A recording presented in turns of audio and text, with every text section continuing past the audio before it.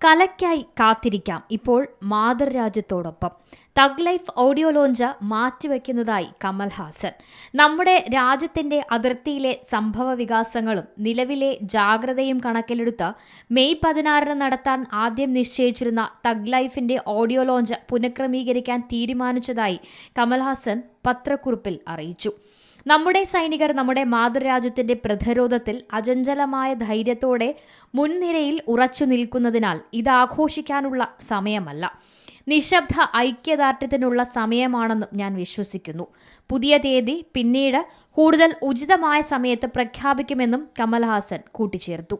ഈ സമയത്ത് നമ്മുടെ രാജ്യത്തെ സംരക്ഷിക്കുന്നതിനായി ജാഗ്രതയോടെ നിലകൊള്ളുന്ന നമ്മുടെ സായുധ സേനയിലെ ധീരരായ പുരുഷന്മാരുടെയും സ്ത്രീകളുടെയും ചിന്തകൾക്കൊപ്പമാണ്.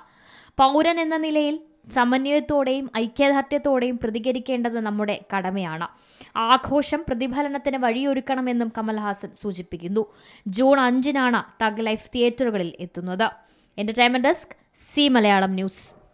ഏറ്റവും പുതിയ വാർത്തകളും വിശേഷങ്ങളും വിരൽ തുമ്പിലറിയാൻ സി മലയാളം ന്യൂസ് എല്ലാ ഡിജിറ്റൽ പ്ലാറ്റ്ഫോമുകളിലും ലഭ്യം.